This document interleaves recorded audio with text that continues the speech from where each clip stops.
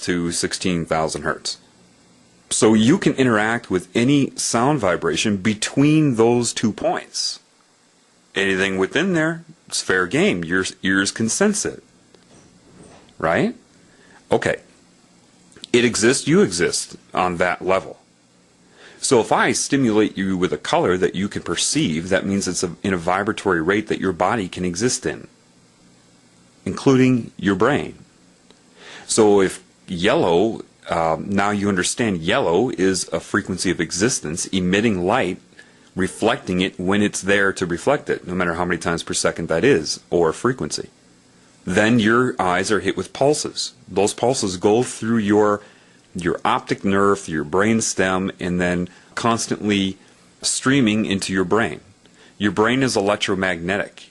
Every time a neuron depolarizes, it emits electromagnetism. You have this balance shifting of, in the brain, it would be, potassium, sodium chloride. As they switch in and out, it creates this change in electronegativity, which is an electromagnetic wavelength. And I'll get into that a little bit later. But that can affect nearby neurons and nearby nerves. Okay? And they call that entrainment, brainwave entrainment. So if you get a constant frequency coming into your eyes, it's going through your brain. Okay? The higher the amplitude, the quicker it happens, but that will start to make your brain oscillate on that frequency. Why? Because you're experiencing it, your brain will adjust to it. However, what if someone can find the certain frequencies for different emotional states? Not hard at all. And then find the color that correlates to that emotional state. It's a two-ended stick. If you stimulate somebody with the vibration of, say, anger, then you can make them start to feel angry. If you've had thoughts that have made you angry, they're linked to a vibration. If you have those thoughts, you create the vibration. However, if you infuse the vibration, you can bring those thoughts to surface. Do you see? This is how you can get a country riled up to go murder children in Iraq. You can, because they're bound to emotion and to structure. You can do it with sound, sight. TV uses both.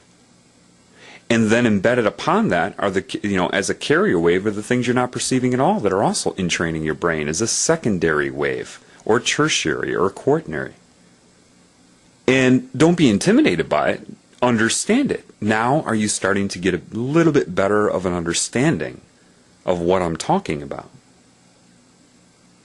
It's not that hard, but just remember one thing. You understand it. What does that tell you? Now, a 5-year-old could understand these things if you raise the 5-year-old correctly. Don't give it the vaccinations, and all the other things designed to keep the brain from accessing this information, which is available to you. The Creator, it created everything. It's not about whether it can teach you. It's only about what you can handle in the moment that it wants to share it with you. It's just that your preconceived core beliefs are so wrong that when people try to connect to the Creator and they're hanging on to those beliefs and they want to be taught from within those beliefs, like, teach me why this belief I have is right or wrong. Why is this correct or incorrect? When you're so far off base that there isn't enough information in your brain to put together, that it just has to be knowledge, and then you have to go out and try to extract a metaphor from life. That's how you interact with the Creator. It's the consciousness, the love that will take what you have and put it together correctly when you're in connection with it. And if it doesn't, then it will put the information in your soul, which will communicate with your mind, and you start to extract a metaphor, because truth is only in metaphor, in a scalar reality. When I say you need to know these things, that means you cannot be trying to memorize what I'm saying.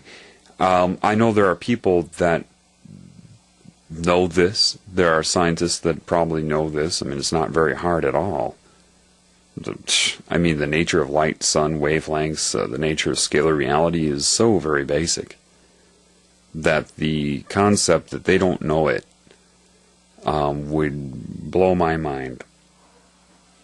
I mean, this is to me, what I'm telling you right now would be what I would want to start explaining to, say, a kindergartner. This is kindergarten level stuff for a human. It should be. And that's not to offend you. It's just my take on it. It's so very basic. What am I saying to you? If you try to memorize what I'm saying, you'll no offense, but you'll screw it up. People have already done that.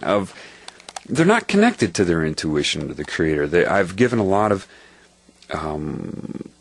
input so far in other uploads. One is my cancer analogy, which I'm going to get into for the first time now. And people, they don't get it. They hear what I say, they remember what affected them, and then I hear them try to copy and plagiarize what I say to influence people, but they screw it up. Why? Because they don't have that connection. They don't understand what I'm saying. I mean, I know a person right now that will change, but right now he's on a cancerous energy. He's got anger and fear in him, and I heard him using my cancer analogy to pull people into his point of view of fear and anger and war. And I'm like, what? What? Don't be using my analogy. What am I saying to you? Do you know yet? I don't want to give you a fish every time you listen to me. I want to teach you how to fish. And I'm telling you, there's only one way to do it. There's only one way. If you try to verify what I'm saying through some sort of information in this realm, you're insane. If you try to critically assess what I'm saying when you don't have the ability to come up with it on your own, if you do that, you're insane. This is the very problem with humans right now. You're all insane. And because you're all insane, and yeah, okay, so what? Does that mean maybe 3% of them are not? Okay, but that's not what I'm talking about. I'm talking about the majority here. The majority of humans are insane. And because you're all insane, you don't know it. No psychiatrist can help you. Psychiatrists are insane. Even more. Otherwise, they wouldn't have gone into psychiatry. Why have I counseled psychiatrists? Why have they sought out my counsel? And then they try to critically assess what I'm saying, compared to the textbooks and journals and other research by the insane on the mind. Why is he right?